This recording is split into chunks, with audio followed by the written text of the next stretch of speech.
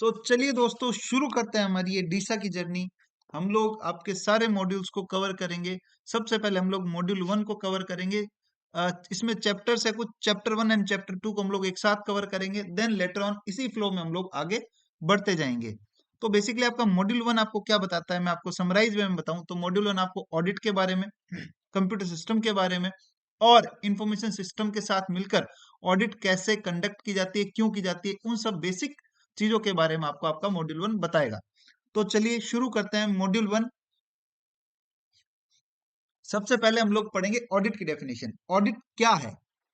आप सब लोग, हम सब लोग, इवन चार्टर्ड अकाउंटेंट है, हम लोग समझते हैं ऑडिट क्या है। बस उसको एक फ्रेमवर्क में डालना है, एक लैंग्वेज में लिखना है। ऑडिट है इंस्पेक्शन किसी ऑर्गेनाइजेशन के अकाउंट्स की, किसी ऑर्गेनाइजेशन की एक इंडिपेंडेंट बॉडी के द्वारा। किसके द्वारा? एक इंडिपेंडेंट बॉडी के द्वारा। ठीक है।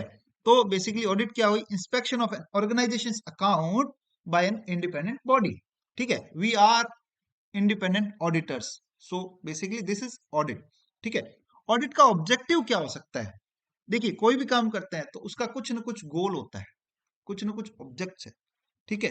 तो ऑडिट का ऑब्जेक्टिव क्या है? ऑडिट का ऑब्जेक्टिव बेसिकली कुछ स्पेसिफिक गोल्स को अचीव करना है। ऑडिट हम लोग करते क्यों है? सबसे पहले अगर मैं बात करूं, एक ओपिनियन को फ्रेम करने के लिए। ओपिनियन को फ्रेम करने के लिए, ओपिनियन कैसे फ्रेम होगा? हम लोग अपने स्कोप ऑफ ऑडिट के अकॉर्डिंग जब काम करेंगे। ठीक है। और एक ऑर्गेनाइजेशन जो है वो हमसे ऑडिट क्यों करवाएगा, या हम एक ऑर्गेनाइजेशन का ऑडिट क्यों करेंगे? अब आईएएस ऑडिट की बात कर रहा हूं मैं अगर, तो क्यों करेंगे? हम करेंगे उसके कंट्रोल्स को चेक करने के लिए कि वो कितने इफेक्टिवली लगे हुए हैं एक ऑर्गेनाइजेशन के अंदर, जो कि उस बिजनेस के ऑब्जेक्ट को अचीव करने के लिए, मेरी बात को ध्यान से सुनिएगा, जो कि उस बिजनेस के ऑब्जेक्ट को अचीव करने के लिए उस ऑर्गेनाइजेशन में कितना इफेक्टिवली, कितनी इफिशियंसी से लगे हुए उन कंट्रोल्स को हम लोग चेक करेंगे और एक ओपिनियन फ्रेम करेंगे। तो audit objective refer to specific goal that must be met by an auditor. IS audit is to identify control objective, आपको control objectives चेक करना है and related controls that address these objective. Objective of an information system audit. Objective of an information system audit is to enable IS auditor to express an opinion. ठीक है, आपको एक opinion draw करना है basically. कैसे? Design and operate effectiveness of internal control system, जो मैंने आपको पहले बताया। तो बेसिकली आपको क्या देखना है एज आईएएस ऑडिटर? आपको देखना है कि जो कंट्रोल्स हैं वो कंट्रोल्स कितने इफेक्टिव है, कितने एफिशिएंट है। ठीक है, ये हुई ऑडिट ऑब्जेक्टिव्स के बारे में। अब पढ़ते हैं हम लोग कंप्यूटर सिस्टम के बारे में। कंप्यूटर सिस्टम, ये बताने से पहले मैं बेसिकली एक चीज मेरे माइंड में आती है कि हम सब लोग चार्टर्ड अकाउंटेंट समझदार हैं, दिन रात कंप्यूटर के ऊपर काम करते हैं। आप लोग भी सोच रहे होंगे ये सब चीजें क्या है, बेसिक है, ये सब चीजें हमें पता है। बट इन रियलिटी जब आप एग्जाम हॉल में होते हैं तो यही सब क्वेश्चंस लैंग्वेज में, मैं कह रहा हूं लैंग्वेज के अंदर, क्वेश्चन की जो लैंग्वेज है उसमें हम घूम जाते हैं। तो इन सब चीजों का बहुत मोल है, ये सब चीजें बहुत वैल्यूएबल है। इसको थोड़ा सा ध्यान से, सीरियसली अगर थोड़ा थोड़ा टाइम दे हम डेली, तो DISA is not a difficult course. तो कंप्यूटर सिस्टम के बारे में जानते हैं। कंप्यूटर सिस्टम क्या है? एक इलेक्ट्रॉनिक डिवाइस है जो क्या करता है? इनपुट को रिसीव करता है, डेटा को प्रोसेस करता है और उसको स्टोर करता है, और कुछ क्या कर देता है? आउटपुट दे देता है कुछ इंस्ट्रक्शन के साथ में। हम लोग उसको इंस्ट्रक्ट करते हैं, उसी के हिसाब से ये हमें आउटपुट दे देता है। अब इंफॉर्मेशन सिस्टम क्या है? कंप्यूटर सिस्टम समझा, अब इंफॉर्मेशन सिस्टम क्या है? इंफॉर्मेशन सिस्टम क्या है? बेसिकली इंफॉर्मेशन सिस्टम कुछ चीजों से मिलकर बनता है, कुछ कंपोनेंट्स हैं इंफॉर्मेशन सिस्टम के। क्या है? इंफॉर्मेशन सिस्टम के लिए हमें सबसे पहले चाहिए एक टास्क, कुछ करना है, द टास्क। पीपल, कौन करेगा। स्ट्रक्चर, किस स्ट्रक्चर में होगा, और टेक्नोलॉजी।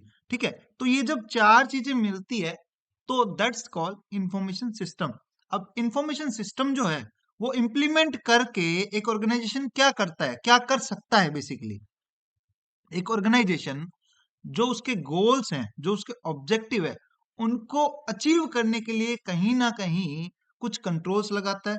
तो वो जो कंट्रोल्स हैं वो कितने इफेक्टिव और कितने इफिशिएंट है, ठीक है, ये चीजें हम लोग इंफॉर्मेशन सिस्टम के अंदर चेक करते हैं। ठीक है। तो इफेक्टिव और इफिशिएंट, इन दो वर्ड्स में क्या फर्क है? बहुत ही ज्यादा इंपॉर्टेंट है।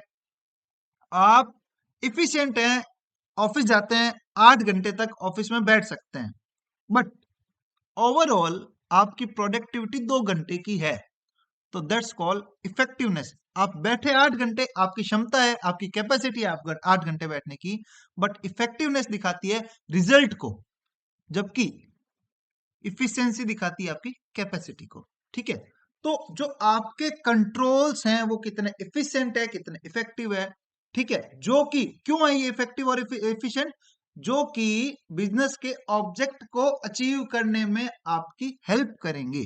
ठीक है, तो इंफॉर्मेशन सिस्टम के कंपोनेंट क्या है? Task, people, structure, technology. मैंने ग्रीन कर रखा है, तो ये स्पेसिफिकली ग्रीन इसलिए कर रखा है क्योंकि ये आपको याद रखने पड़ेंगे। Implementation of information system which help organization in achieving efficiency and effectiveness in business. ठीक है, organizational information system are designed for collect, organization system क्यों डिजाइन, सॉरी कैसे डिजाइन किया जाता है? कलेक्ट करने के लिए, प्रोसेस करने के लिए, स्टोर एंड डिस्ट्रीब्यूट करने के लिए, क्या? इंफॉर्मेशन। सिंपल।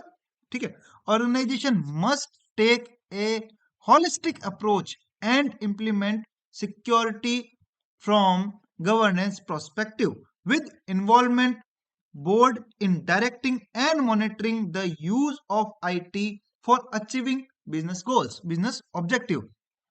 देखिए, सारी चीजें इर्द गिर्द घूमेगी बिजनेस ऑब्जेक्टिव के। यहां पर जो मैंने ग्रीन वर्ड किया है, अब यहाँ पे होलिस्टिक वर्ड का मतलब क्या है, सबसे पहले हम लोग ये जानेंगे। होलिस्टिक क्या है? बेसिकली कि ऑर्गेनाइजेशन को मैं कहूं तो होलिस्टिक सोचना चाहिए। इसका मतलब हुआ कि ऑर्गेनाइजेशन को सारे फंक्शंस, सारे डिपार्टमेंट्स, बेसिकली इन सब चीजों को कंसीडर करके कुछ कंट्रोल्स को इम्प्लीमेंट करना चाहिए और इम्प्लीमेंट करने चाहिए। मतलब अगर आपने अपने डिपार्टमेंट, अपने फंक्शंस को एक जगह लाया, ठीक है, और अब देखा कि भाई कैसे पूरे उस पर कैसे आप कंट्रोल इम्प्लीमेंट कर सकते हैं। ठीक है, अब आगे बढ़ते हैं सिक्योर सिस्टम के बारे में। सिक्योर सिस्टम क्या कहता है? Secure system, basically secure system क्या है? कंप्यूटर हार्डवेयर, सॉफ्टवेयर और प्रोसीजर का एक मिश्रण, एक कॉम्बिनेशन। ठीक है, जो क्या करता है? रिस्ट्रिक्ट करता है अनऑथराइज एक्सेस और मिसयूज का। किस चीज के? डेटा के, बेसिकली सिंपली डेटा और इंफॉर्मेशन के। ठीक है, और जो एश्योर करता है आपको कि आपकी जो इंफॉर्मेशन है, जो आपकी इंफॉर्मेशन प्रोसेसिंग है, वो सही है। ठीक है, तो सिक्योर सिस्टम क्या करता है? Secured from unauthorised access and misuse, बिल्कुल करता है। Provide assurance for correct information processing, की जो प्रोसेस हुई है इंफॉर्मेशन वो भी सही है। Suitable to perform intent functions, अगर कुछ और चीजें आपको परफॉर्म करनी पड़ रही है तो उन सब चीजों के लिए आपकी हेल्प करेगा। Adept to generally acceptance security procedure, ये जो है जनरली एक्सेप्टेंस सिक्योरिटी प्रोसीजर के अकॉर्डिंगली काम करेगा, कहीं ना कहीं उसके इर्द गिर्द जो है घूमेगा। अब बात आती है रिस्क की। रिस्क क्या है? सिंपल वर्ड, रिस्क क्या है? रिस्क वो इवेंट्स हैं जो आपने बेसिकली आप जिनको मेजर नहीं कर सकते। ठीक है, पता है होंगे, नहीं होंगे, बट आप उनको मेजर नहीं कर सकते। अनसर्टेनिटी जहां है, दैट इज कॉल्ड रिस्क। तो रिस्क की डेफिनेशन है uncertain event which affect organisation from achieving its object. ये ऑब्जेक्ट वर्ड जो है बार बार बार बार इर्द गिर्द सारी चीजें इसी के इर्द गिर्द घूमेगी मॉड्यूल 1 के अंदर। ठीक है, risk is potential threat will exploit the vulnerability. Threat external होगा, वल्नरेबिलिटी इंटरनल होगी। ठीक है, इस चीज का जरूर ध्यान रखिएगा, जब भी किसी इंटरनल वीकनेस की बात आएगी तो हम लोग वल्नरेबिलिटी को चेक करेंगे। थ्रेट, जब वल्नरेबिलिटी की वजह से कोई बाहर वाला बंदा एक तरह से कहूं फायदा उठाए, कोई बाहर के बंदे को फायदा मिले, दैट्स कॉल्ड थ्रेट। आपकी फायरवॉल सही नहीं थी, दैट इज वल्नरेबिलिटी। उसकी वजह से आपका सिस्टम हैक हो गया, दैट्स थ्रेट। ठीक है, तो आपने बेसिकली आपकी इंटरनल कमजोरी को पहचाना नहीं। ठीक है, उस वजह से आपका सिस्टम हैक हुआ। तो इंटरनल कमजोरी क्या है यहाँ पर? वल्नरेबिलिटी। ठीक है, तो जो रिस्क की डेफिनेशन पढ़ते हैं, uncertain event which affect organisation from achieving its objective. Risk is the potential that a given threat will exploit the vulnerabilities on vulnerabilities of an asset or a group of assets to cause losing or damaging the asset. ठीक है, समझ आया? Simple चीज, ये जो word है vulnerability, इस चीज को भी आप हाईलाइट कर लीजिएगा, ये भी हर जगह आएगा। जब भी इंटरनल कोई बात आएगी तो हम लोग इस चीज का जरूर चेक करेंगे, जब एक्सटर्नल आएगी तो हम लोग इस चीज को, थ्रेट को जरूर चेक करेंगे। ठीक है, इंटरनल कंट्रोल क्या है? सिंपल सी बात है, इंटरनल कंट्रोल कुछ पॉलिसी होंगी, कुछ प्रोसीजर होंगे, कुछ स्टैंडर्ड होंगे। ठीक है, एक ऑर्गेनाइजेशन के अंदर किसी चीज की policy, structure, standard, structure, practice और प्रोसीजर जो फॉलो किए जाते हैं, ठीक है, जो आपको रीजनेबल एश्योरेंस दे सके कि ऑर्गेनाइजेशन के ऑब्जेक्टिव जो है वो अचीव हो पाएंगे, that's called internal control. Simple. And undesire event will prevent, detect and controlled. यहां भी ये चीज ध्यान रखिएगा, इंटरनल कंट्रोल के अंदर क्या शामिल है? आपके पॉलिसी, प्रोसीजर, प्रैक्टिस, स्टैंडर्ड्स जो आपको अश्योर करें कि आपके बिजनेस ऑब्जेक्टिव अचीव हो रहे हैं या आप अपने बिजनेस ऑब्जेक्टिव को अचीव करने की तरफ बढ़ रहे हैं। और जो अनसर्टेन इवेंट है यानी कि रिस्क, उसको आप प्रिवेंट कर सकते हैं, डिटेक्ट कर सकते हैं एंड कंट्रोल कर सकते हैं, दैट्स कॉल्ड इंटरनल कंट्रोल। ठीक है, और बिजनेस प्रोसेस क्या है? सीधी सीधी बात है, एक फ्लो में डेटा चल रहा है, ठीक है, वही मैं कहूँ एक फ्लो में एक्टिविटीज हो रही है, ठीक है, दैट्स कॉल्ड बिजनेस प्रोसेस। ठीक है, आगे बढ़ते हैं। अब बात करते हैं हम लोग इंफॉर्मेशन सिस्टम ऑडिट की। इंफॉर्मेशन सिस्टम ऑडिट क्या है? बेसिकली एक इंटरनल ऑडिट किस चीज के लिए? प्रोवाइडिंग एश्योरेंस, हम सबको पता है, आफ्टर असेसमेंट ऑफ किस चीज का? Uncertain event like risk, risk, ठीक है, एंड इम्प्लीमेंटेड कंट्रोल। क्या चेक करेंगे हम लोग? बेसिकली यहाँ पर हम लोग इंटरनल कंट्रोल्स और रिस्क को चेक करेंगे, सिंपल सी बात है। इंटरनल कंट्रोल्स को, जिसे यहाँ पे इम्प्लीमेंटेड कंट्रोल बोला गया है, ठीक है, हम लोग उसको चेक करेंगे और रिस्क को चेक करेंगे, यानी अनसर्टेन इवेंट्स। जो वर्ड्स मैं बार बार बोल रहा हूँ उन सब चीजों का फोकस, रिस्क को मैं बार बार अनसर्टेन इवेंट भी बोल रहा हूँ, ठीक है, तो अनसर्टेन इवेंट कहीं पे वर्ड लिखा आएगा, कहीं पे रिस्क वर्ड भी लिखा हुआ आएगा, तो ये चीज आपको पता होनी चाहिए। ठीक है, तो आईएस ऑडिट क्या है? Is an internal audit for providing assurance after assessment of risk and implemented control, that is internal control. इन सब चीजों को चेक करके इंश्योरेंस आपको देना है। अब आईएएस ऑडिट जो है वो एक्सटर्नल पार्टी भी कर सकती है, बिल्कुल कर सकती है, ठीक है। Part of statutory audit to review internal controls in automated information system, ये पार्ट ऑफ स्टैट्यूटरी ऑडिट भी हो सकता है, बिल्कुल कर सकती है, इसमें कोई दिक्कत वाली बात नहीं है। बट जनरली जो है ये इंटरनली करवाई जाती है। किस चीज के लिए करवाई जाती है मैं आपको साथ साथ में रिपीट करवाता जाऊंगा। ये क्यों करवाया जाता है? बेसिकली इम्प्लीमेंटेड कंट्रोल को चेक करने के लिए कि वो कंट्रोल्स जो हैं वो हमारे बिजनेस ऑब्जेक्टिव, बिजनेस गोल को अचीव करने के लिए कंफर्टेबल है या नहीं है, सिंपल। ठीक है, objective of IAS audit process is to evaluate the accuracy and efficiency of internal control. ये बात हम लोगों ने ऊपर भी देखी थी, ठीक है, with regards to both specific computer program and data processing environment in overall business process. Basically जब हम लोग आईएएस ऑडिट करेंगे तो किसी एक पार्ट का नहीं, हम लोग ओवरऑल बिजनेस प्रोसेस में देखेंगे कि जो इंप्लीमेंटेड कंट्रोल्स हैं वो कितने इफेक्टिव, कितने एफिशिएंट, कितने एक्यूरेट हैं। IAS auditor is a professional having expertise in understanding of. IAS auditor एक प्रोफेशनल होता है जिसके पास एक्सपर्टीज होती है, किस चीज की? अंडरस्टैंडिंग होती है बेसिकली, किस चीज की? बिजनेस प्रोसेस की। क्योंकि जब आप ऑडिट शुरू करते हैं कहीं पे तो आप सबसे पहले क्या लेते हैं? बिजनेस प्लान, बेसिकली की बिजनेस का प्रोसेस क्या है समझने के लिए, बिजनेस को समझने के लिए आपको सबसे पहले बिजनेस प्रोसेस को समझना होगा। देन लेटर आप समझेंगे इंटरनल कंट्रोल्स को कि क्या ये बिजनेस प्लान है, अब इसमें क्या क्या कंट्रोल होने चाहिए थे और क्या क्या कंट्रोल इसमें है। ठीक है, नॉलेज ऑफ आईएएस सिस्टम। देखिए मैं यहाँ पर आपको आईएएस सिस्टम का एक्सपर्ट होने के लिए नहीं कह रहा, बट आपको एक एडिक्वेट नॉलेज, एक बेसिक नॉलेज, चीजों की समझ जरूर होनी चाहिए। नॉलेज होनी चाहिए रिस्क एंड कंट्रोल की, रिस्क एंड कंट्रोल की आपको नॉलेज होनी चाहिए, एडुकेट नॉलेज होनी चाहिए उस बिजनेस में पर्टिकुलर क्या रिस्क हो सकता है। ठीक है, जस्ट बिकॉज हर बिजनेस के जो रिस्क हैं वो अलग अलग होते हैं, ये हम सब लोग जानते हैं। तो आपको नॉलेज होनी चाहिए रिस्क एंड कंट्रोल्स की। ये सब चीजें कैसे पता चलेगी? आप जब इवेल्युएट करेंगे बिजनेस प्रोसेस को, आप जब उसमें कंट्रोल्स को चेक करेंगे, तो आपको रिस्क जो है वो समझ आ जाएगा। Associate with the information system, आपको इंफॉर्मेशन सिस्टम के साथ बेसिकली आप फ्रेंडली होने चाहिए। ठीक है, ऐसा नहीं आप मतलब बेसिकली ऐसा ना हो कि आपके सामने सिस्टम रख दे और आप कहें नहीं मैं तो मैनुअल काम करने वाला बंदा हूँ। ठीक है, तो वो चीज नहीं होनी चाहिए। आप इंफॉर्मेशन सिस्टम के साथ एसोसिएटेड होने चाहिए, आपको बेसिक नॉलेज होनी चाहिए इंफॉर्मेशन सिस्टम की, आपको रिस्क एंड कंट्रोल की समझ होनी चाहिए, आपको इंटरनल कंट्रोल की समझ होनी चाहिए, आपको बिजनेस प्रोसेस की समझ होनी चाहिए एक आईएएस ऑडिटर बनने के लिए। जैसे हम लोग फाइनेंशियल ऑडिटिंग करते हैं तो हमें बैलेंस शीट की समझ होनी चाहिए, हमें ट्रायल बैलेंस की समझ होनी चाहिए। ठीक है, और बिजनेस प्रोसेस की समझ तो वहां भी चाहिए होती है। जस्ट बिकॉज हमें अपनी वहां पे भी ओपिनियन ड्राफ्ट करना है। हर एक के लिए मेटेरियलिटी अलग अलग अलग होती है, मटेरियल क्या है क्या नहीं है।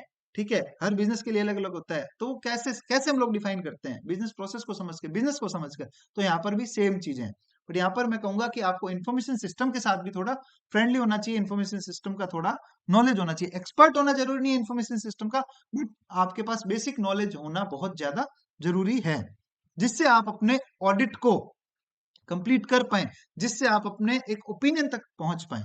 ठीक है, आईएएस ऑडिट के फेजेस क्या क्या है? सबसे पहले आप प्लानिंग करते हैं, then execute and report. Planning में सबसे पहले क्या है? अंडरस्टैंड करेंगे आप बिजनेस इन्वायरमेंट को और ऑब्जेक्टिव को सेट करेंगे। ठीक है, risk assessment and control identify, बिल्कुल सबसे पहले आपको अंडरस्टैंड करना है बिजनेस को, यानी कि बिजनेस को समझना है। ठीक है, फिर उसके बाद में आपको स्कोप भी आपको पता होने चाहिए, अपने स्कोप के हिसाब से आप लोग बिजनेस को देखें। रिस्क असेसमेंट करेंगे, कंट्रोल्स को पहचानेंगे कि क्या क्या कंट्रोल यहाँ पर होने चाहिए। ठीक है, और audit program and procedure, basically audit program की ड्राफ्टिंग करेंगे। ठीक है, देन एग्जीक्यूशन फेज में क्या होगा? एनालिटिकल प्रोसीजर, एनालिटिकल जो हम लोग देखते हैं। ठीक है, कंप्लाइंस एंड सब्सटेंटिव टेस्टिंग अगर जरूरत पड़ी तो, सैम्पलिंग और using CAAT and evaluating audit evidence, जो भी ऑडिट एविडेंस है वो आप लोग इवेल्युएट करें एंड कंप्यूटर सिस्टम के थ्रू जो ऑडिट टूल्स हैं उनका यूज करना। अब आईएएस ऑडिट कर रहे हैं, कंप्यूटर का यूज ना करें, दैट इज नॉट पॉसिबल ना, नॉट लॉजिकल बेसिकली। ठीक है, और अब ये सब कर लिया, ये नॉर्मल ऑडिट वाला चीजें हैं यहाँ पर भी, कि नॉर्मल ऑडिट भी हम लोग ऐसे ही करते हैं, तो ये भी वही सेम चीज है। देन रिपोर्टिंग का पार्ट आ जाता है, ऑडिट रिपोर्ट एंड रिकमेंडेशन अपनी, presentation to management and follow up and review. Follow up and review वही कि भाई हमने ये पॉइंट्स दिए थे, इसको सही करो, जैसे इंटरनल ऑडिट आप बेसिकली करते हैं। ठीक है, आते हैं आगे, concept of IAS audit and auditing in computerise environment. Computerise environment में ऑडिट का और इंफॉर्मेशन और सिस्टम ऑडिट का क्या मतलब रोल है, क्या कंसेप्ट है? IAS audit function should ensure to objectivity. देखिए जो वर्ड्स मैंने ग्रीन कर रखे हैं उनको जरूर जरूर ध्यान रखिएगा। Function should ensure it's objectivity and independence. एक तो सबसे पहले आपको आइडेंटिफाई करना है, आपकी ऑब्जेक्टिविटी को एश्योर करना है, आप इंडिपेंडेंट होने चाहिए, किसी के बहकावे में ना आए। ठीक है, आप इंडिपेंडेंट, एक तरह से आपकी जो रिपोर्ट है वो इंडिपेंडेंट होनी चाहिए। And function area should be decided by audit committee, मतलब जितना आपको बोला गया है उस स्कोप के अंदर आपको ऑडिट करनी है, और आपको आपकी ऑब्जेक्टिविटी, आपको ऑडिट क्यों कर रहे हैं, और आपकी इंडिपेंडेंस का ख्याल रखना है। Assessment of internal control within the IS environment to ascertain the degree of confidentiality, integrity, availability, ये तीनों वर्ड्स बहुत ही ज्यादा इंपॉर्टेंट है। इंटरनल कंट्रोल में आपको ascertain करना है किस चीज को? कॉन्फिडेंशियलिटी को, इंटीग्रिटी को एंड अवेलेबिलिटी को of information and information system. Confidential का मतलब ये चीज किसी को बताई ना गई, इंटीग्रिटी का मतलब इसके साथ कोई छेड़छाड़ ना की गई, अवेलेबिलिटी का मतलब when it is required it is available. फिर assessment of efficiency and effectiveness, ये हम लोग ऊपर भी पढ़ चुके हैं कि आप असेस करेंगे जो कंट्रोल्स हैं वो इतने एडिक्वेट होने चाहिए कि जो वो आपके गोल्स को अचीव करने के लिए सफिशिएंट हो, वो इफेक्टिव होने चाहिए, वो इफिशिएंट होने चाहिए। लगे हुए तो है कंट्रोल बट काम नहीं कर रहे, ऐसा नहीं होना चाहिए, ये चीज आपको एवेल्युएट करनी है। ठीक है, risk and it's concept, risk और उसका कंसेप्ट क्या है? रिस्क की डेफिनेशन हमने पढ़ी है, risk is an event having a potential to impact organisation's goal and strategy implementation in negative manner. ऊपर हमने इसकी एक और डेफिनेशन पढ़ी, रिस्क क्या है बेसिकली, अनसर्टेन इवेंट है, ठीक है, अनसर्टेन इवेंट है जो कि अपनी इंटरनल कमजोरियों यानी वल्नरेबिलिटी की वजह से एक्सटर्नल थ्रेड्स को पैदा कर सकते हैं, एक्सटर्नल थ्रेड्स को बनाया जा सकता है रिस्क, ठीक है। रिस्क इज एन इवेंट, उसकी सेकंड डेफिनेशन है रिस्क एक इवेंट है जो पोटेंशियली इंपैक्ट करता है ऑर्गेनाइजेशन के गोल्स को और स्ट्रेटजी को negative manner. Simple, risk can be defined as threat exploiting vulnerability, ये मैं ऊपर भी कह चुका हूं, अब भी कह रहा हूं, वल्नरेबिलिटी की वजह से जो थ्रेट्स हैं दैट्स रिस्क, आपके इंटरनल कमजोरियों की वजह से जो थ्रेट्स हैं, ठीक है। वल्नरेबिलिटी इज क्या है, वल्नरेबिलिटी इंटरनल वीकनेस, या फिर अगर दूसरी भाषा में कहूं तो गैप है किस चीज में, प्रोटेक्शन एफर्ट्स में यानी कंट्रोल्स में जो गैप है, ठीक है। और थ्रेट्स क्या है, उसका result simple, impact of internal weakness externally जो आपको इफेक्ट करे। So risk of product is asset value multiply vulnerability multiply by threat. Simple सी बात, अगर मैं इसको इस फॉर्मूले को समझूं तो कैसे समझूंगा, रिस्क का फॉर्मूला क्या है, आपके टोटल एसेट की वैल्यू क्या है, ठीक है, उसके ऊपर कितने परसेंट अपने बेसिकली उस पर वल्नरेबिलिटी कितनी है, ठीक है, यानी कि वो कितना उस पर कंट्रोल कितने परसेंट इफिशिएंट नहीं है, और उसकी वजह से क्या थ्रेट आ सकता है, तीनों को मल्टीप्लाई करोगे तो टोटल रिस्क की वैल्यू आ जाएगी उस पर्टिकुलर एसेट की, ठीक है। टाइप ऑफ रिस्क क्या है, हम लोग सब पढ़ चुके हैं, इंटरनल रिस्क ऑडिट में पढ़ चुके हैं, डिटेक्शन रिस्क हमें पता है, कंट्रोल रिस्क हमें पता है, रेजिडुअल रिस्क पता है, और ऑडिट रिस्क, ठीक है। इन सबको हम लोग डिटेल में अब पढ़ेंगे कि ये क्या है basically. Risk basically type of risk क्या है, अगर मैं बात करूं ओवरऑल तो हमने अब तक 3 रिस्क जो है वो आज तक पढ़े हैं। ओवरऑल ऑडिट रिस्क के बारे में बात करूं तो उन 3 रिस्क से मिलकर जो रिस्क है दैट इज ऑडिट रिस्क, ठीक है। तो हम लोगों ने आज तक पढ़े हैं इनहेरिट रिस्क। इनहेरिट रिस्क क्या है basically, gross risk, overall business का रिस्क, ठीक है, या फिर इसे सिंपल वर्ड में बोलो तो कंट्रोल लगाने से पहले का रिस्क, ठीक है। डिटेक्शन रिस्क यानी वो रिस्क जो बेसिकली हम लोग फेल हो गए डिटेक्ट करने, सिंपल, ठीक है, एक मेटल मिसस्टेटमेंट या एक कुछ चूक कह सकते हो आप इसको, जो हम लोग पकड़ नहीं पाए। कंट्रोल रिस्क का मतलब क्या हुआ, हम लोगों ने कंट्रोल लगाए, ठीक है, बट उसको फिर भी हम लोग डिटेक्ट नहीं कर पाए, प्रिवेंट नहीं कर पाए, यानी इंटरनल कंट्रोल उस चीजों को प्रॉपरली इफेक्टिवली कंट्रोल नहीं कर पाया, दैट्स कॉल्ड कंट्रोल रिस्क, ठीक है। और इन तीनों को अगर मल्टीप्लाई कर दो, इन तीनों को कंसोलिडेट करें अगर, that's called audit risk, overall audit risk, ठीक है। अब यहाँ पर आपकी स्क्रीन पर एक रेजिडुअल रिस्क भी दिख रहा है। रेजिडुअल रिस्क का मतलब क्या है basically, net risk after control, सारे कंट्रोल दाम शाम दंड भेद जो आपको लगाना है वो लगाने के बाद जो रिस्क बच गया, दैट्स कॉल्ड रेजिडुअल रिस्क। हमने इसका डायग्राम भी दिया है, बट हम लोग रिस्क को और ज्यादा समझने की कोशिश करेंगे। अपने स्टडी मटेरियल में आते हैं, मॉड्यूल के अंदर इनहेरिट रिस्क को कैसे डिफाइन किया गया है। Inherit risk means overall risk of management, management का ओवरऑल रिस्क इनहेरिट रिस्क के तौर पे डिफाइन किया गया है। बिल्कुल सही बात है, ठीक है, जो कि बेसिकली एक बिजनेस है इसलिए वो रिस्क है। मैं सिंपल सी सिंपल सी भाषा में अगर बोलूं, बिजनेस है तो वो रिस्क है, मतलब कि वो हमेशा आपके साथ रहेगा। हर बिजनेस का अलग अलग टाइप का रिस्क है, ठीक है। तो inherit risk means overall risk of management which is on account of entities business operates as a whole, मतलब कि उस एंटिटी के पूरे ओवरऑल बिजनेस पर इंपैक्ट करता है, ठीक है। मेटेरियल जैसे कि लाइक अगर मैं बोलूं material theft, destruction, disclosure, unauthorised modification और other impairment, assuming that there is no related internal control, मान लो कि कोई कंट्रोल्स है नहीं और ये सब चीजें हो रही है, that's called basically internal risk, ठीक है। ये नेचुरली एसोसिएटेड होता है बिजनेस से, मतलब कि बिजनेस का मतलब जो नेचर है या बिजनेस है, ठीक है, जहां बिजनेस है वहां रिस्क है, दैट्स सिंपली इंटरनल रिस्क, ठीक है। High likelihood and consequences of risk exposure ignoring internal control, the IAS auditor would conclude that internal risk is high. इसका मतलब क्या हुआ कि जहां पर चांसेस ज्यादा हैं रिस्क के बढ़ने के, ठीक है, जहां पर कंट्रोल फेल हो रहे हैं बार बार, तो इसका मतलब क्या है, उस ऑर्गेनाइजेशन का इंटरनल रिस्क, इनहेरिट रिस्क जो है वो हाई है। ठीक है, अब आते हैं हम लोग कंट्रोल रिस्क पर। हम लोग इन सब चीजों के क्वेश्चन भी करेंगे।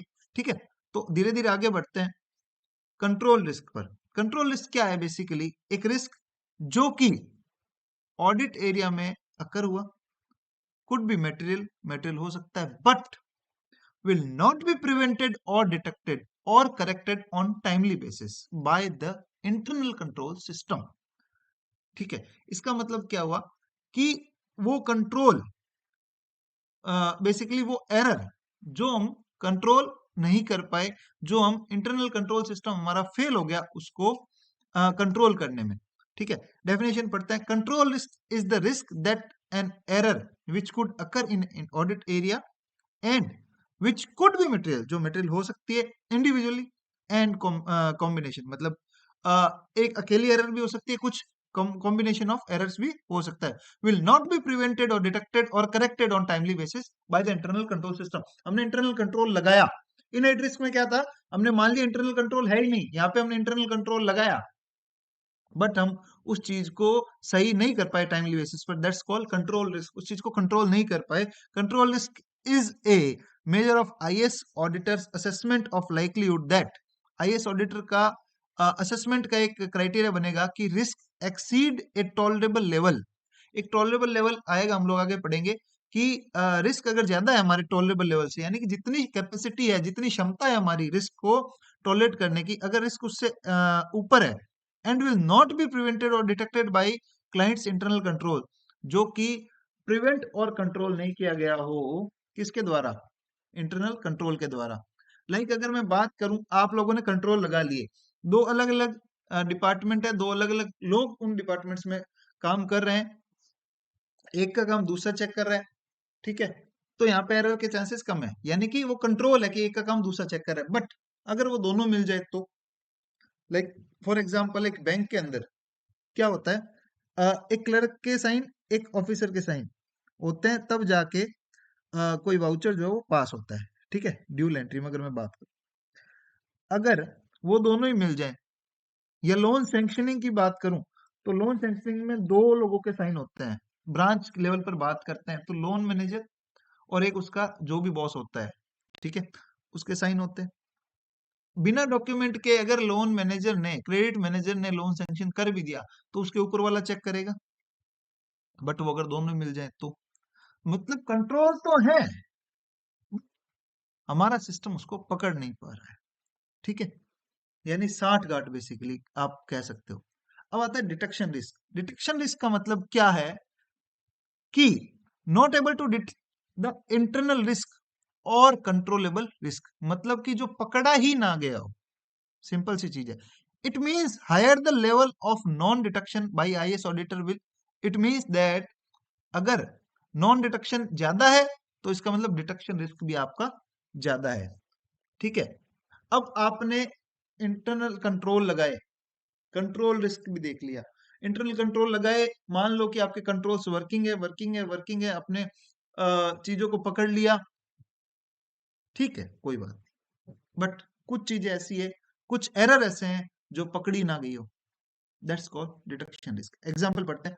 The detection risk associated with identifying breach of security in an application system is ordinary high if the audit logs of the whole period of audit are not available in the time of audit। इसका मतलब क्या है basically, आप एक system की audit कर रहे हैं, ठीक है, और आपको पूरी अगर मैं कहूं कि जो सिक्योरिटी ब्रीच हुई, मान लीजिए कोई सिक्योरिटी ब्रीच हुई सिस्टम में, ठीक है, उसका जो पूरे ऑडिट लॉग्स है वही आपके पास अवेलेबल नहीं है, तो क्या आप उस एरर को पकड़ पाएंगे?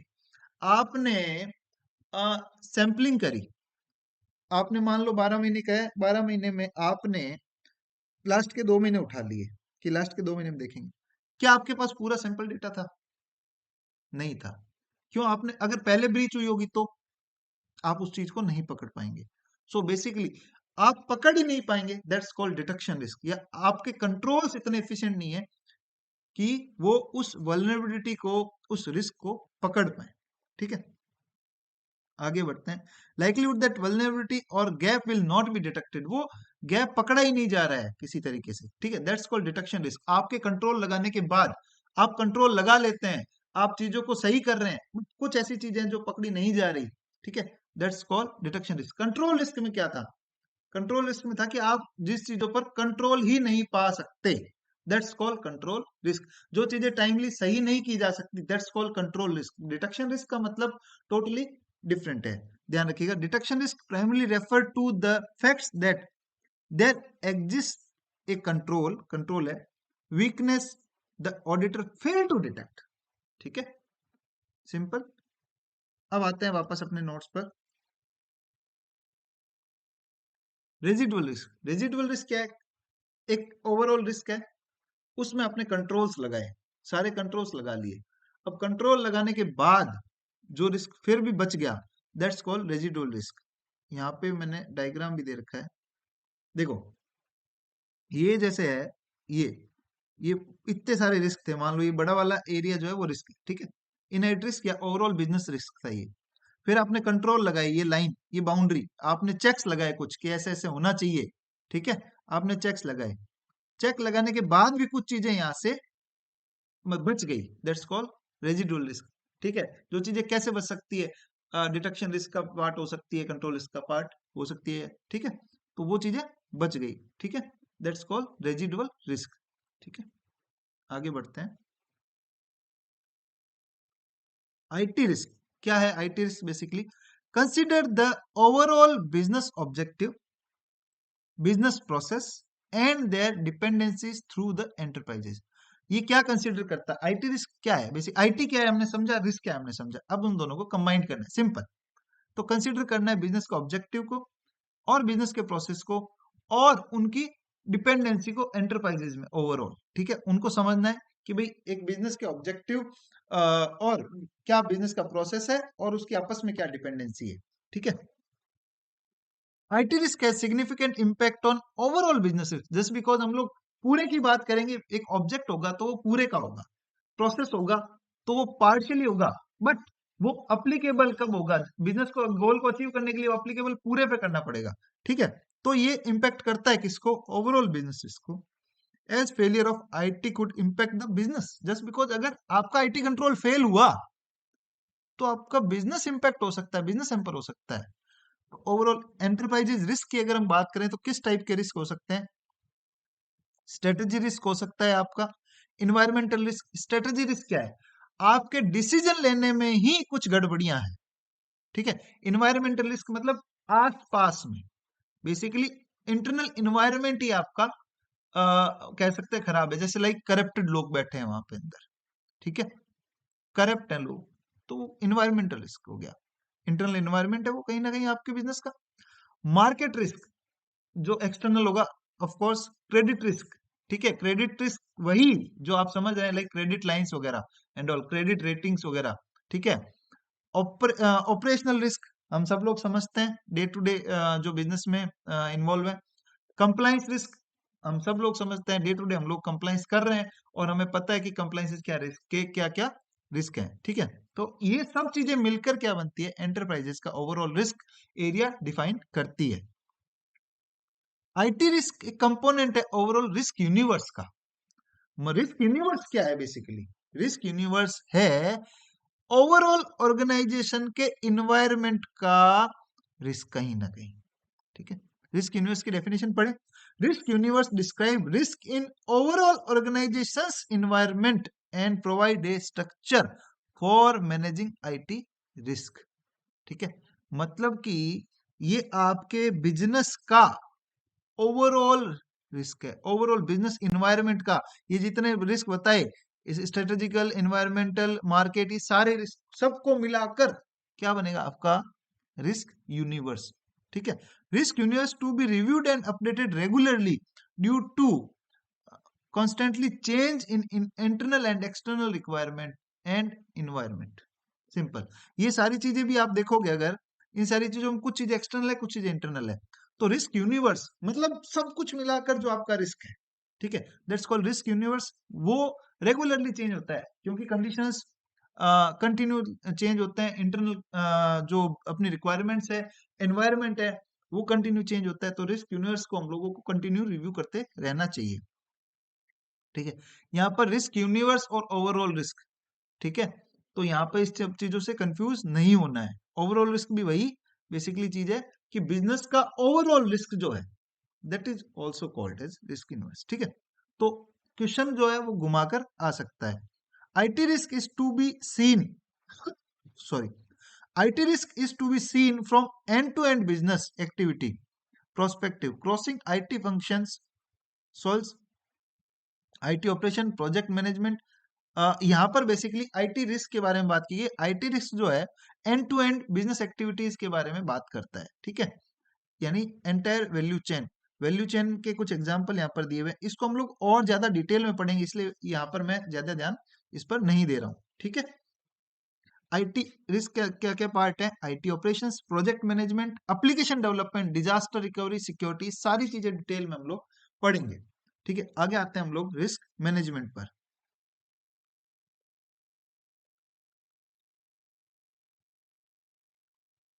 रिस्क मैनेजमेंट क्या है? बेसिकली प्रोसेस ऑफ, ध्यान से सुनिएगा, ये बहुत ज्यादा इंपॉर्टेंट है। रिस्क मैनेजमेंट है, हमने जो रिस्क अभी तक पढ़ा उसको मैनेज करना है। अब उसको डिफाइन कैसे करना है? Risk management is a process of identifying vulnerability and threats. आपको सबसे पहले पहचान करनी है आपकी वीकनेस और बाहर से आ रही थ्रेट्स को, ठीक है, ऑफ IT एसेट, ठीक है, यूज बाय एन ऑर्गेनाइजेशन।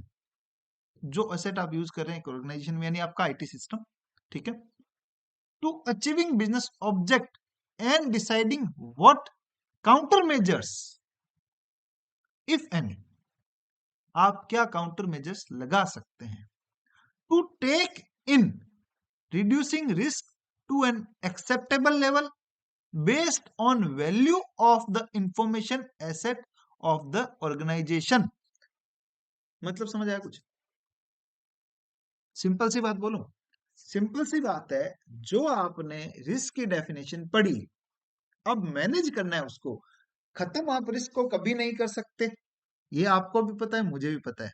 खत्म हम रिस्क को कभी नहीं कर सकते, तो हमें उसको कम करना है बेसिकली, ठीक है। तो सबसे पहले क्या है, रिस्क मैनेजमेंट की डेफिनेशन में आपको अपने वल्नरेबिलिटी एंड थ्रेट्स को आइडेंटिफाई करना होगा और कुछ ऐसे काउंटर मेजर्स लगाने होंगे जिससे कि आपका रिस्क एक्सेप्टेबल लेवल तक आ जाए और बिजनेस के ऑब्जेक्ट को अचीव करते रहना है आपको साथ में, ये ध्यान रखना। Based on value of information asset, ये चीजें किस पर डिपेंड करेगी? आप जो एसेट यूज कर रहे हैं, एसेट का मतलब हो गया यहाँ पर आपका IT सिस्टम, उसकी वैल्यू के अकॉर्डिंग, वैल्यू अमाउंट में ना कहूं मैं, उसके यूज में कहूं कि उसकी वैल्यू कितनी जो बिजनेस ऑब्जेक्ट को अचीव करने के लिए काम ले रहे हो, ठीक है। तो मैं उसको उस टाइप से वैल्यू में वैल्यू बोल रहा हूं कि उसकी वैल्यू को हमें ध्यान में रखते हुए हमें आइडेंटिफाई करना है वल्नरेबिलिटी एंड थ्रेट्स को। मैं बार बार इस चीज को डीप मतलब बार बार बोल रहा हूं ताकि आपके कान में बैठ जाए। आइडेंटिफाई करना है वल्नरेबिलिटी एंड थ्रेट्स को और ऑर्गेनाइजेशन के गोल्स को अचीव करते हुए हमें कुछ काउंटर मेजर्स लगाने हैं। ऐसा नहीं कि धंधा बंद करके बैठ जाओगे, थ्रेड्स तो तभी भी कम हो जाएंगे, बट धंधा बंद नहीं करना ना अपने को, ठीक है। इसलिए बोला गया बिजनेस ऑब्जेक्ट को अचीव करते हुए रहना है और कुछ काउंटर मेजर लगाना है जिससे कि आपका रिस्क एक्सेप्टेबल लेवल तक आ जाए, ठीक है। रिस्क को आप खत्म नहीं कर सकते but risk can be avoided. Risk को आप अवॉइड कर सकते हो, रिस्क को आप रिड्यूस कर सकते हो, रिस्क को आप ट्रांसफर कर सकते हो या फिर इसको आप एक्सेप्ट कर सकते हो। इन सब चीजों को डिटेल में अगर हम पढ़ें तो देखते हैं रिस्क अवॉइडेड क्या है, रिडक्शन क्या है, ट्रांसफॉर्म क्या है और एक्सेप्टेड क्या है। बेसिकली रिस्क अवॉइड क्या होता है? रिस्क अवॉइड करना क्या है? एक तरह से कहूं तो आप ना एक जगह बैठे हो, आपके पास एक सांप आके बैठा, यहाँ पर सांप रिस्क है। आप अपने ऑर्गेनाइजेशन हो, ठीक है, सांप आके बैठा। अब आपके पास क्या ऑप्शन है, या तो वो सांप को किसी और के पास फेंक दो, दैट्स कॉल रिस्क ट्रांसफर, ठीक है, या सिंपल सी बात कहूं, आपने क्या करा, आप कुछ कर नहीं सकते, थके हुए हैं पूरी तरीके से, आपने अपनी आंखें बंद कर ली, आपने वो रिस्क अवॉइड कर दिया एक बार के लिए, आपको नहीं दिख रहा, इसका मतलब ये नहीं कि वो रिस्क है नहीं, ठीक है, तो आपने सोच लिया है ही नहीं, ठीक है, अवॉइड कर दिया।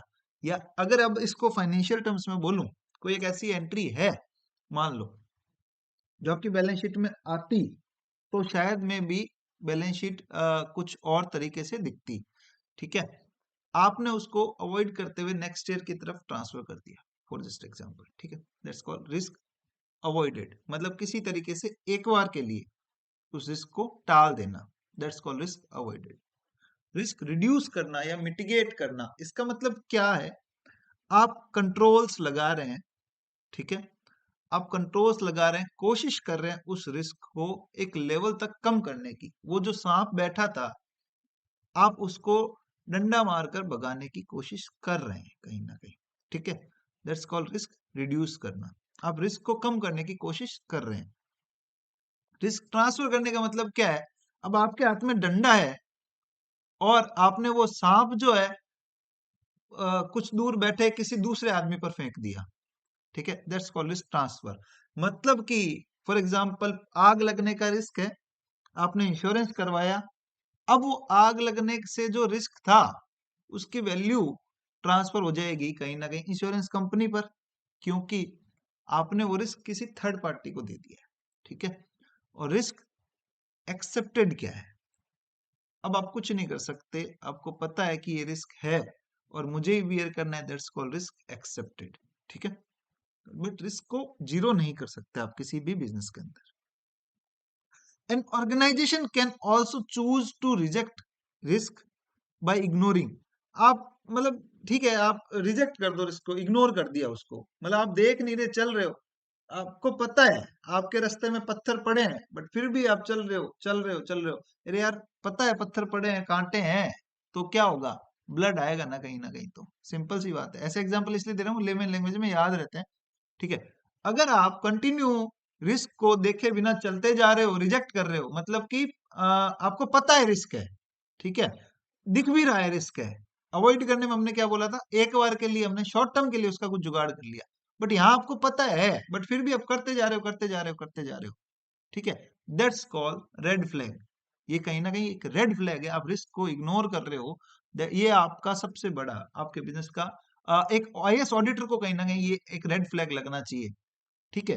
एक एग्जांपल के थ्रू इस चीज को अगर मैं बोलूं, तो आप सब लोगों ने शार्क टैंक देखा था, मतलब अभी एग्जांपल यहाँ पे कितना सुटेबल है वो आप सब डिसाइड कीजिएगा, कि जिसमें अश्नीर ग्रोवर कहता है भाई ये तू क्या कर रहा है, जो सिप लाइनर वाला जो बंदा था, ग्लास पर जो वो कर रहा था, तो कह रहा क्या कर रहा है, इससे वाहियात धंधा मैंने नहीं देखा, इससे वाहियात प्रोडक्ट नहीं देखा मैंने, ठीक है। अब क्या है उस बिजनेसमैन के लिए क्या, ठीक है, ऑल्दो उसने धंधा बना लिया वो एक अलग मैटर था, बट उस बिजनेसमैन के लिए क्या, कि उसको पता है मेरा धंधा नहीं चलेगा, एक्सपर्ट ने एडवाइस दी है, पता है नहीं चलेगा, उसको खुद को पता है कि मार्केट में उसकी कोई वैल्यू नहीं है धंधे की, फिर भी वो धंधा चलाएगा, तो वो क्या है, वो कहीं ना कहीं खुद कुएं में कूद रहा है ना, ठीक है, रिस्क को इग्नोर करते हुए फिर भी करते जा रहा है ना, तो ये कहीं ना कहीं एक रेड फ्लैग है कि वो कहीं ना कहीं बैंकरप्ट होगा, कहीं ना कहीं डूबेगा। तो आईएएस ऑडिटर के पास भी ऐसे ही आईएएस ऑडिटर को देखना है कि कहीं ऑर्गेनाइजेशन जो है वो रिस्क को रिजेक्ट तो नहीं कर रही है, रिस्क को इग्नोर तो नहीं कर रही है, ठीक है, और अगर ऐसा है तो आपको उस चीज को अपनी रिपोर्ट में रेड फ्लैग के तौर पर रिपोर्ट करना होगा। Measuring use for mitigation risk are called control, ठीक है। अब मिटिगेशन बेसिकली अपने बात करी कि भाई अगर आप कुछ कंट्रोल्स लगाते हैं, ठीक है, तो वो उसको मिटिगेट करेंगे, रिड्यूस करेंगे, ठीक है, किसको, रिस्क को रिड्यूस करेंगे। Controls are implemented to reduce risk to an acceptable level, ठीक है, मतलब कि आप अब एक ऑर्गेनाइजेशन है, अब ओवरऑल पूरे चैप्टर की वापस बात करेंगे इतने में, कि एक ऑर्गेनाइजेशन है, उसमें रिस्क है, हम सबको पता है रिस्क है, किस टाइप के रिस्क है हमें पता है, ठीक है, आईएएस ऑडिटर ऑडिट कर रहा है, ठीक है, हमें पता है, बेसिकली वो ऑडिट ऑर्गेनाइजेशन क्यों करवा रहा है? कि वो अपने रिस्क को कम कर सके, ठीक है, और कम करने के बाद कहां तक ला सके, एक एक्सेप्टेबल लेवल तक ला सके, जहां तक ऑर्गेनाइजेशन उसको एक्सेप्ट कर सकती है वहां तक उसको ला सके, ठीक है। अब ओवरऑल अगर मैं बात करूं तो senior manager primary responsible to reduce the risk, ठीक है। सीनियर मैनेजमेंट इस चीज के लिए रिस्पॉन्सिबल है, आईएएस ऑडिटर को सिर्फ कंट्रोल्स चेक करने हैं, ठीक है। IAS auditor is not responsible for reduce the risk. ये क्वेश्चन जो है एग्जाम में आ सकता है, who is primary responsible for reducing the risk, ठीक है। तो इसका आंसर सीनियर मैनेजमेंट है, ना कि आईएएस ऑडिटर, ध्यान रखिएगा। प्रोजेक्ट मैनेजर भी लिखा होगा, ठीक है, और भी बहुत सारी चीजें होगी, हम लोग डिस्कस करेंगे पूरे क्वेश्चंस को भी, ठीक है, तब इस सब चीज को भी देख लेंगे। तो अगर अब हम मोटा मोटा इसको रिवाइज करें तो आप रिस्क को अवॉइड कर सकते हैं, रिड्यूस कर सकते हैं, ट्रांसफर कर सकते हैं, एक्सेप्ट कर सकते हैं, बट अगर आप रिस्क को रिजेक्ट कर रहे हैं, इग्नोर कर रहे हैं, ये एक रेड फ्लैग है, ठीक है। और जो ऑडिटर है बेसिकली वो क्या करेगा, वो कंट्रोल्स को चेक करेगा, ठीक है, और रिस्क को रिड्यूस करेगा कहां तक, एक्सेप्टेबल लेवल तक, ऑर्गेनाइजेशन के एक्सेप्टेबल लेवल तक। प्राइमरी रिस्पॉन्सिबल कौन है, सीनियर मैनेजमेंट, ठीक है। And reviewing an IAS environment, जब आप एक इंफॉर्मेशन सिस्टम इन्वायरमेंट को रिव्यू कर रहे हो, आपसे क्या उम्मीदें की जाती है, देखते हैं आपसे क्या क्या उम्मीद है। Primary focus of IAS auditor would be review the risk, risk assessment करना है आपको, बिल्कुल सही बात है। assess risk mitigation measure as implemented by appropriated control, मतलब सबसे पहले आपको रिस्क को रिव्यू करना है। आप सबसे पहले क्या करेंगे, ये भी ध्यान रखने, ये स्टेप्स ध्यान रखिएगा। आपको सबसे पहले क्या करना है, आपको रिस्क का असेसमेंट करना है, रिस्क को रिव्यू करना है, क्या रिस्क है। रिस्क को रिव्यू करने के लिए आप क्या करेंगे, ये क्वेश्चन बनेगा, रिस्क को रिव्यू करने के लिए आप क्या करेंगे। अब क्वेश्चन क्या आएगा कि सबसे पहले आपको क्या करना है, ठीक है, वहां ऑप्शन है रिस्क रिव्यू करना है, बिजनेस प्रोसेस रिव्यू करना है, भला भला कुछ भी। तो रिस्क आप कैसे आइडेंटिफाई करेंगे, बेसिकली आप रिस्क को आइडेंटिफाई करेंगे बिजनेस प्रोसेस को समझकर, बिजनेस की वल्नरेबिलिटीज को, थ्रेट्स को समझकर। तो रिस्क रिव्यू करने से पहले आपको बिजनेस को समझना है, बिजनेस के रिस्क, वल्नरेबिलिटी एंड थ्रेट्स को समझना है, ठीक है। ये दो क्वेश्चंस आते हैं ऐसे घुमा घुमा कर, तो ये समझ लीजिएगा। सबसे पहले आप क्या करेंगे, रिस्क को रिव्यू करेंगे, मगर भाई साहब रिस्क को रिव्यू करने के लिए आपको क्या करना है, आपका आंसर वो होगा, ये चीज ध्यान रखिएगा, ठीक है। वल्नरेबिलिटी, बेसिकली अगर मैं कहूं तो आपको बिजनेस को समझना है, ठीक है।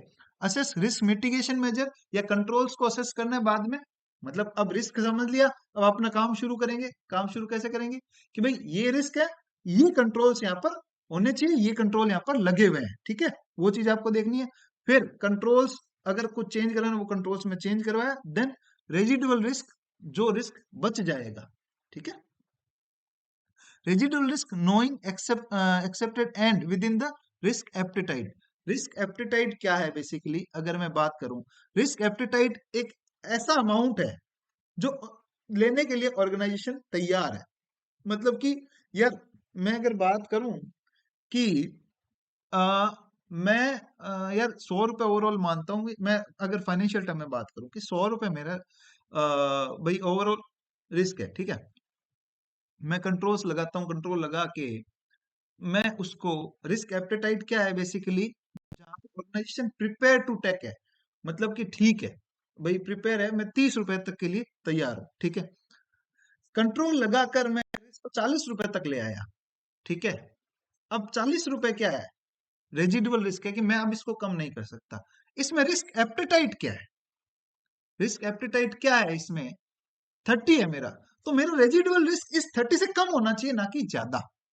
यानी कि मैं एक्सेप्ट कर सकूं वो रिस्क कितना, मतलब बचा खुचा रिस्क जो है वो मैं एक्सेप्ट कर सकूं, उस लिमिट से कम होना चाहिए, ना कि ज्यादा। अगर ज्यादा है तो इसका मतलब क्या है, कहीं ना कहीं मेरी एसेट पर अभी भी रिस्क है, कहीं ना कहीं मेरे कंट्रोल्स फेलियर हैं, ठीक है।